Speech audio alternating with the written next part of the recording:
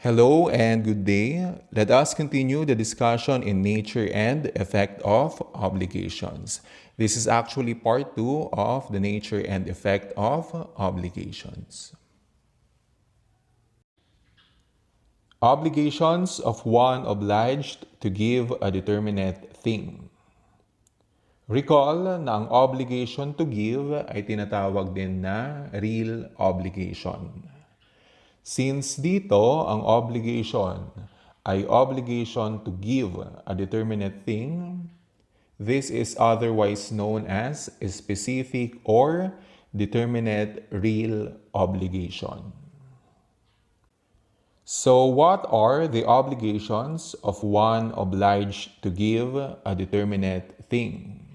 First, to take good care of the thing with the diligence of a good father of a family, unless the law or agreement of the parties requires another standard of care. This is Article 1163 of the New Civil Code of the Philippines. Second, to deliver the thing. This is Article 1163 of the New Civil Code of the Philippines. Third, to deliver the fruits of the thing. This is Article 1164 of the New Civil Code of the Philippines. And fourth, to deliver its accessions and accessories even if they have not been mentioned. This is Article 1166 of the New Civil Code of the Philippines. I will explain each obligation one by one. The first obligation of one obliged to give a determinate thing is to take good care of the thing with the diligence of a good father of a family, unless the law or agreement of the parties requires another standard of care. It says here, diligence of a good father of a family. Hindi sinabing good diligence of a father of a family. Hindi rin sinabing diligence of a father of a good family. Ang sinabi dito, diligence of a good father of a family. When we say diligence of a good father of a family, this means the ordinary care that an average person exercises in taking care of his property. In other words, kapag sinabing diligence of a good father of a family, ito yung ordinary care or ordinary diligence. So, ang general rule is to take good care of the thing with the diligence of a good father of a family. That is the general rule. Pero meron tayong exceptions to the rule. Una, law requires another standard of care. At pangalawa, the agreement of the parties requires another standard of care. Unahin natin yung first exception. Law requires another standard of care. This is a case where the debtor or obligor in obligation to give must observe a higher standard of care than ordinary diligence or diligence of a good father of a family because a specific law provides. Di ba ang general rule, ang ibibigay ng debtor or obligor ay ordinary care or ordinary diligence. Pero kapag sinabi sa batas na ganito yung care na ibibigay ng debtor or obligor, then the debtor or obligor must observe a higher standard of care. Next, the agreement of the parties requires another standard of care. This is a case where the debtor or obligor and the creditor or obligee agree on a higher standard of care, which is higher than the ordinary diligence or diligence of a good father of a family. Di ba ang general rule, ang ibibigay or ang ititake na care ng debtor or obligor ay ordinary care or ordinary diligence. Pero kapag may pinag-usapan ang debtor at creditor when it comes to a higher standard of care, then the debtor must observe that higher standard of care. Again, the general rule is to take good care of the thing with the diligence of a good father of a family. Exceptions to the rule: the law requires another standard of care, or the agreement of the parties requires another standard of care. The second obligation of one obliged to give a determinate thing is to deliver the thing. This involves placing the thing in the possession or control of the creditor, either actually or constructively. It says here either actually or constructively, meaning to say there are two kinds of delivery. The first kind is called actual delivery, and the second kind is called constructive delivery. Kapag sinabing actual delivery, this is the act of giving real and immediate possession to the creditor. Meaning to say, there is an actual transfer of the thing. For example, as the seller entered into a contract of sale with B, the buyer, involving a particular cell phone. The giving by S to B of that particular cell phone is actual delivery. Of course, yung cell phone, movable yan. So, the debtor can actually transfer that particular cell phone to B. And of course, B, as the creditor, immediately possesses that particular cell phone. On the other hand, constructive delivery is an act that amounts to a transfer of title by operation of law when actual transfer is impractical or impossible. Meaning to say, the constructive delivery is the delivery by operation of law. For example, S sold to B a particular parcel of land. They went to a notary public to assist them in the execution of a contract of sale. Such execution of a public instrument was done through constructive delivery. Of course, yung land that is not movable. Actual transfer is impossible kasi nga the land is immovable. Hindi siya namumove from one place to another. That's why here, since actual transfer is impossible, the execution of a public instrument was done through constructive delivery. The third obligation of one obliged to give a determinate thing is to deliver the fruits of the thing. Here, in number 3, we will talk about kinds of fruits.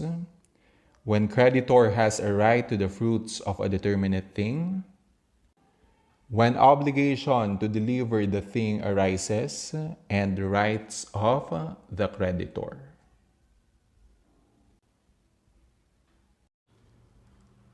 Unahin natin yung kinds of fruits. There are 3 kinds of fruits and they are first, natural fruits, second, industrial fruits, and third, civil fruits. Natural fruits are the spontaneous products of the soil and the young and other products of animals. This is Article 442 of the New Civil Code of the Philippines. Para makonsider yung fruits or maklasify yung fruits as natural fruits, dapat walang intervention of human labor. But take note, there is an exception. For the young and other products of animals, they are natural fruits even with the intervention of human labor. Let me give you examples of natural fruits. First, the trees that grow naturally on the soil without the intervention of human labor. Here, in this example, yung trees, kusa na lang tumubo. Hindi siya tinanim ng mga tao. Another example, the colt delivered by a mare. Yung mare, yan yung adult female horse. At yung anak niya na lalaki, yan yung tinatawag na colt. Colt is actually the young male horse. Next, eggs and chicks of a chicken. Itong colt delivered by a mare and eggs and chicks of a chicken, these are considered as natural fruits even with the intervention of human labor. Meaning to say, with or without the intervention of human labor, itong eggs and chicks of a chicken at colt delivered by a mare are considered natural fruits. Next, industrial fruits. Industrial fruits refer to those produced by land of any kind through cultivation or labor. That means, sa industrial fruits, meron ng intervention of human labor. Examples of industrial fruits are first, rice, corn, and other crops produced through the intervention of human labor. Of course, yung rice, corn, and other crops, hindi naman basta-basta tutubo yan. There should be persons who will plant the rice, corn, and other crops. Next, vegetables such as cabbage, potatoes, tomatoes, and others produced by lands through cultivation or labor. These vegetables don't grow naturally. And because they don't grow naturally, they are considered to be industrial fruits. Next, civil fruits. Civil fruits refer to fruits which are the result of a juridical relation. Examples are rent of a building, price of lease of land and other property, and the amount of perpetual or life annuities. Next, when creditor has a right to the fruits of a determinate thing. Kailan magkakaroon ng right ang creditor sa fruits of a determinate thing? The creditor has the right to the fruits of a thing from the time the obligation to deliver it arises. However, he shall acquire no real right over it until the thing has been delivered to him. This is Article 1164 of the New Civil Code of the Philippines. So, kailan may right ang creditor sa fruits of a determinate thing? From the time the obligation to deliver it arises. Yun nga lang, hanggat hindi pa na-deliver yung determinate thing sa creditor, wala pa siyang real right. Ang meron lang siya na right ay personal right. Pero wala pa siyang real right hanggat hindi pa na-deliver sa kanya yung determinate thing. Mamaya, i-discuss ko yung personal right at real right. Next, when obligation to deliver the thing arises. First, if the obligation is a pure obligation or one whose performance is not subject to a suspensive period or suspensive condition, the obligation to deliver arises from perfection. Kapag sinabing pure obligation, ito yung obligation na walang term or condition. This is the obligation without a term or condition. Kapag sinabing suspensive period, this is a period, the arrival of which will give rise to an obligation. That means, kapag nag-arrive yung period, magkakaroon ng obligation. Kapag sinabi namang suspensive condition, this is a condition, the happening of which will give rise to an obligation.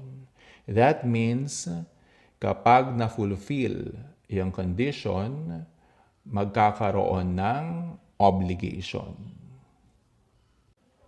Kapag yung obligation is a pure obligation, the obligation to deliver arises from perfection. Let me give you an example. I promise to give you 10,000 pesos. This is an example of a pure obligation. Why? Kasi walang term at walang condition. At dahil walang term na hihintayin at walang condition na i-fulfill, meron na akong obligation na magbigay ng 10,000 pesos sa'yo. Next, if the obligation is subject to a suspensive period or suspensive condition, the obligation to deliver arises upon the arrival of the term or upon the fulfillment of the condition. Again, the suspensive period is the period, the arrival of which will give rise to an obligation. That means, kapag nag-arrive yung period, magkakaroon ng obligation. Yung suspensive condition naman, this is a condition, the happening of which will give rise to an obligation. That means, kapag na-fulfill yung condition, magkakaroon ng obligation. Kapag yung obligation daw ay subject sa suspensive period or suspensive condition, the obligation to deliver arises upon the arrival of the term or upon the fulfillment of the condition. Let me give you an example. D is obliged to give C a specific car on Christmas Day next year. Yung Christmas Day next year, yan yung tinatawag natin na suspensive period.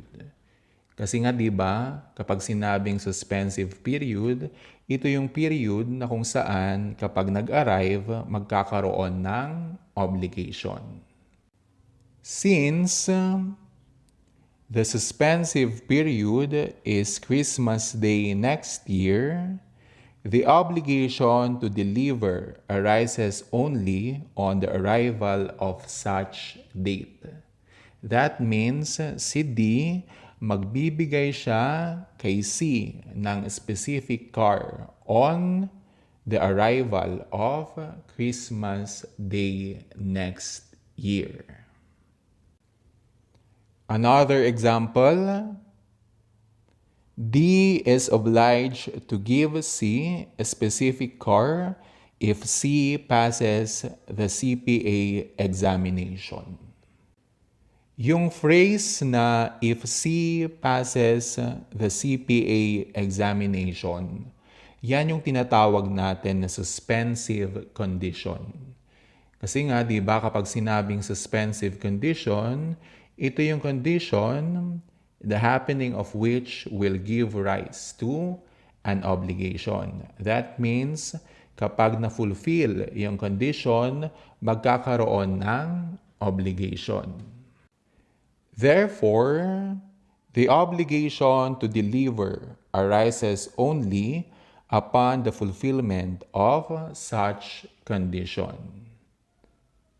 Meaning to say, may obligation si D na ibigay yung specific car kay C kapag nakapasa si C sa CPA examination. Next, rights of the creditor. Merong dalawang rights ang creditor at yung dalawang rights na yon ay personal right at real right. Kapag sinabing personal right, this is a right that may be enforced by one person on another, such as the right of the creditor to demand the delivery of the thing and its fruits from the debtor. This is also called hus in personam or hus ad rem. Kapag sinabi namang real right, this refers to the right or power over a specific thing, such as possession or ownership, which is a right enforceable against the whole world. This is the right acquired by the creditor over the thing and its fruits when they have been delivered to him. This is also called hus in re. In other words, kapag sinabing personal right, this is the right enforceable against one person or another person. Kapag sinabi namang real right, this is a right enforceable against the whole world. Kapag hindi pa na-deliver yung thing at yung fruits of the thing, ang meron lang na right ang creditor ay personal right. Pero kapag na-deliver na yung thing at yung fruits of the thing, meron ng real right si creditor. Let me give you an example. On January 1, 2018, X agreed with Y to deliver and transfer ownership to Y his only parcel of land on January 14, 2018. This means that before January 14, 2018, Y had only personal right against X. Why? Kasi before January 14, 2018, hindi pa na-deliver yung thing, which is the only parcel of land of X. But upon delivery on January 14, 2018, Y had a real right that is enforceable against the whole world. Meron na siyang real right kasi nga na-deliver na yung only parcel of land of X kay Y. Next, the fourth obligation of one obliged to give a determinate thing is to deliver its accessions and accessories even if they have not been mentioned. This is Article 1166 of the New Civil Code of the Philippines. At this point, we need to define accessions and accessories. Kapag sinabing accessions, they include everything that is produced by a thing or is incorporated or attached thereto, either naturally or artificially. This is Article 440 of the New Civil Code of the Philippines. Ang example ng accessions ay whatever is built, planted, or sown on a parcel of land. Ito yung tinutukoy sa everything that is produced by a thing. Yung thing dito is yung parcel of land. Everything na produce ng parcel of land ay tinatawag na accessions. Another example is yung alluvium. This is the soil gradually deposited by the current of a river on a river bank. Since malakas at mabilis yung agos ng tubig, the soil is naturally deposited. And that soil is called as alluvium. On the other hand, kapag sinabing accessories, these are joined to or included with the principal thing for the latter's better use, perfection, or enjoyment. Ang example ng accessories ay keys to a car or a house. Of course, without the keys, hindi magagamit yung car or yung house.